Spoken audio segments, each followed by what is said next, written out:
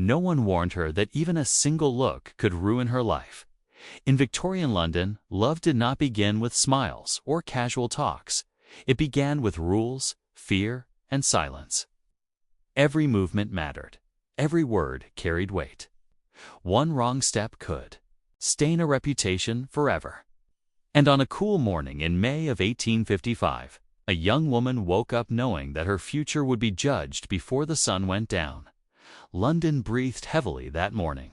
Coal smoke hung low in the air, mixing with the damp smell rising from the Thames. Horses clattered over stone streets, and somewhere nearby, a cart driver shouted to sell his goods. Inside a narrow brick house, a 22-year-old woman lay awake beneath thick wool blankets, staring at the ceiling. She was warm enough under the covers, but her chest felt tight for reasons that had nothing to do with the cold. She was of good standing. Middle class, respectable. Her father owned a small shop that sold fine cloth and buttons. Not rich, but safe. Safe enough to raise a daughter properly. And that was the problem. In Victorian England, being raised properly meant being prepared for one thing only: marriage. The door creaked open, and Mary, the housemaid, stepped inside carrying a heavy bucket of coal. Her hands were already black with soot, her breath short. From climbing the stairs, she knelt by the fireplace and worked quickly, building the fire with practiced care. Orange light soon pushed back the gray morning shadows. "Good morning, miss," Mary said. "Your mother says you must dress your best today. The Weatherbees are calling this afternoon. They're bringing their son." The words landed heavily. The Weatherbees. This was not a friendly visit. This was an inspection. The young woman sat up slowly, the cold air brushing her shoulders through her thin nightgown. She knew the name. Everyone did. Their son, Thomas, was said to be respectable. 26, recently returned from India. Ployed, a man with prospects, a man looking for a wife. Mary laid out the dress with careful hands. Dark blue wool. Tiny. Pearl buttons. It had taken months to save for. This was the dress worn when a life might change, as Mary tightened the corset around her waist. Each pull stole a bit more breath. The stiff bones pressed inward, forcing her posture straight and her breathing shallow. Beauty required sacrifice. In 1855, that sacrifice began every morning by the time she was dressed. Layered in petticoats and heavy fabric, she felt like she carried the weight of expectation itself. She moved carefully, sat carefully, even ate carefully. There was no room for mistakes.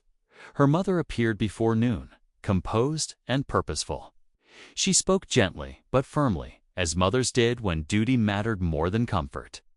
She explained the rules again, though they had been taught for years. No gifts, no touching, no bold opinions. Do not speak too much. Do not speak too little. Be intelligent, but never challenging. Smile, but never too freely. Sit where the light flatters you. Watch how he treats servants. Watch how he handles small troubles.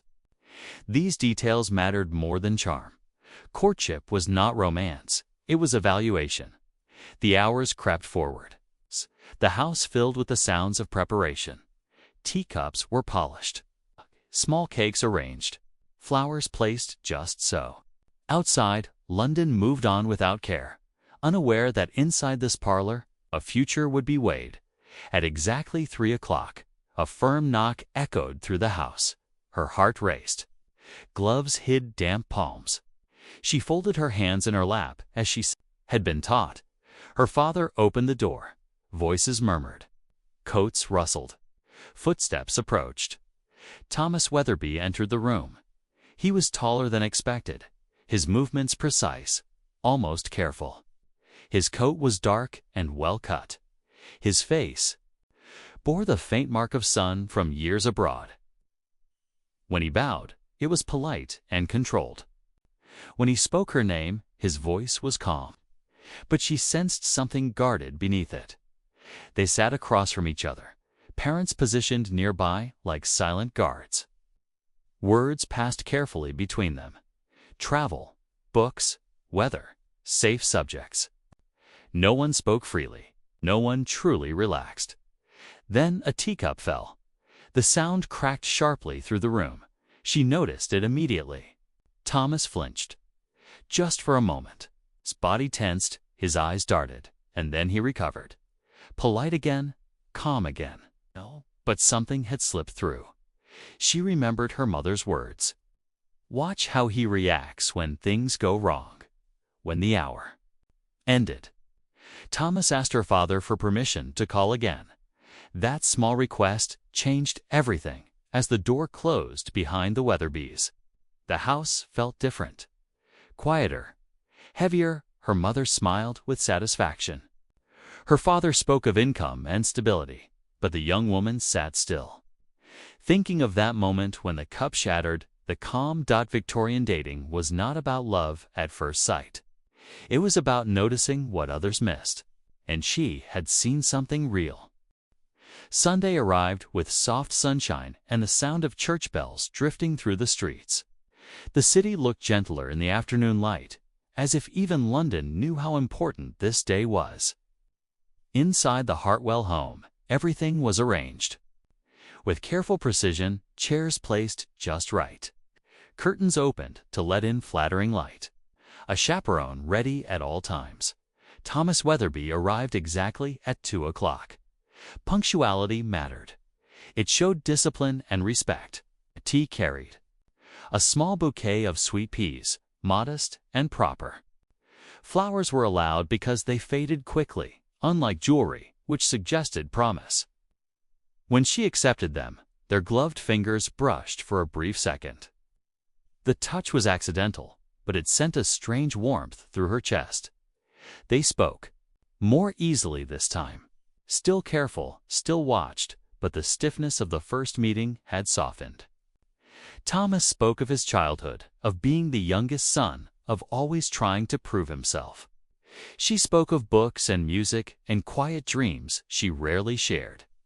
The conversation felt less like a test and more like a bridge slowly forming between two distant shores. Yet the rules remained. They never sat too close. They never lowered their voices too much. Every laugh was measured. Every pause observed. Her mother's presence was constant, needlework in hand, eyes always aware. Week after week, Thomas returned. Always Sunday, always proper. Walks in the garden replaced parlor visits when the weather allowed, but never without watchful eyes. Over time, patterns emerged. Thomas always greeted servants politely. He listened when spoken to. He never interrupted. And sometimes, when a sound was too sudden or a crowd too loud, his body reacted before his mind could stop it. She noticed everything. One afternoon, he spoke more openly than before. He admitted London felt overwhelming after years abroad. The noise, the closeness, the pace. He said it quietly, almost as if he feared the words themselves were improper. Instead of judgment, she offered understanding. That moment changed something. A month into their careful courtship, Thomas asked if she might attend the exhibition at the Crystal Palace with him. Properly chaperoned, of course. The request was bold. Public outings signaled serious intent. Her mother agreed after careful thought. The palace rose like a dream of glass and iron, filled with wonders from around the world. Crowds flowed through. Bright halls, music echoed. Water sparkled in fountains. Thomas guided her gently, always aware of her comfort. He offered his arm only when steps were steep. A tea waited when she lingered. He spoke with excitement but never boast in the middle of the noise and color. She saw again how carefully he moved through the world, as if always prepared for things to go wrong. When they rested for tea, Thomas leaned closer than usual. His voice dropped, careful but sincere. He spoke of attachment, of enjoying her company, of hoping for more. He did not propose. That would have broken every rule. Instead, He waited days later on a stormy evening. Thomas arrived unannounced, late, improper, urgent. He asked to speak with her father, alone. The wait was unbearable. When her father returned, his expression told her everything before words were spoken. Permission had been granted. Thomas intended to propose. The next afternoon, Thomas returned, pale with nerves but steady in purpose. He spoke of respect, of admiration, of a future built on kindness rather than passion alone. When he asked her to be his wife, he knelt, hands trembling slightly. She said yes. Engagement changed the rules. They were allowed unchaperoned walks. Holding hands became acceptable. Conversations deepened. Laughter came easier. For the first time she saw Thomas relax. He spoke of nightmares, of loss, of fear. He trusted her with pieces of himself that the parlor rules had. Hidden letters followed. Thoughtful, honest.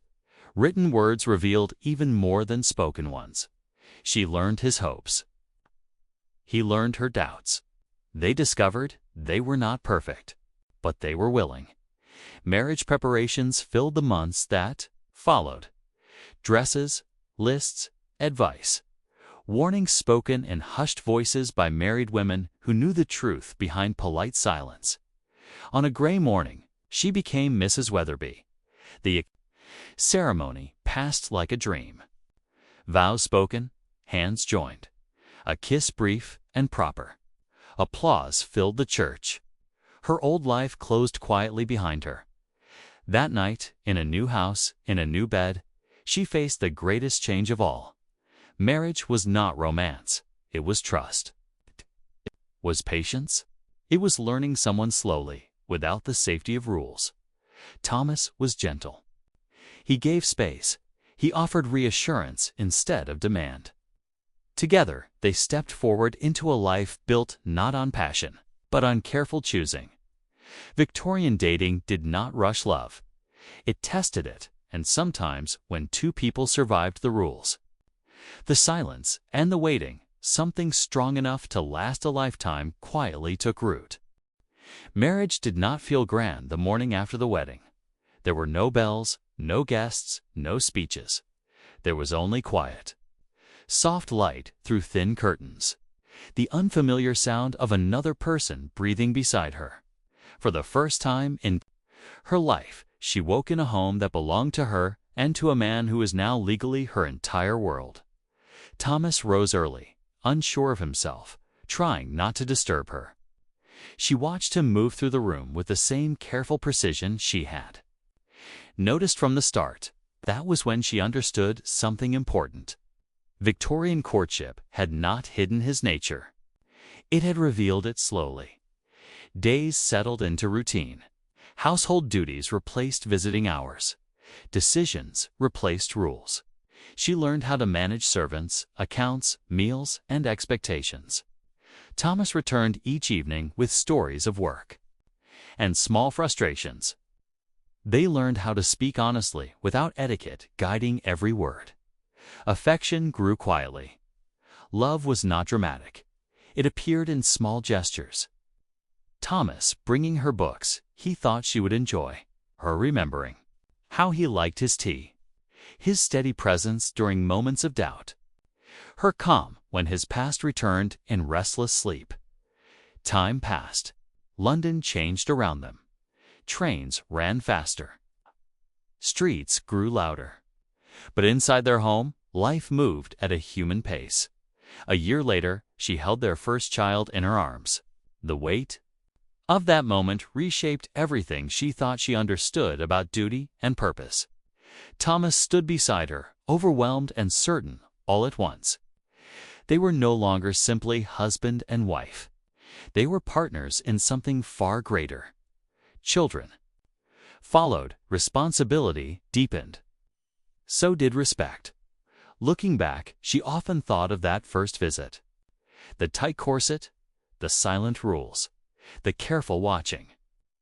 Victorian dating had not been cold. It had been cautious. It had forced people to look beyond charm and into character. There were no secret meetings, no reckless passion, only patience. Observation. Time. Modern love rushed. Victorian love waited, and in waiting, it learned how to last. The rules had been heavy. The freedom had come later. What began as duty became devotion. What began in silence ended in understanding as she sat beside Thomas years later. The house filled with sleeping children and soft lamplight. She realized something simple and true. Victorian dating was not boring, it was brave. It asked people to choose carefully, to commit fully, and to build love one quiet day at a time. And for those who endured it, the reward was not excitement, it was peace.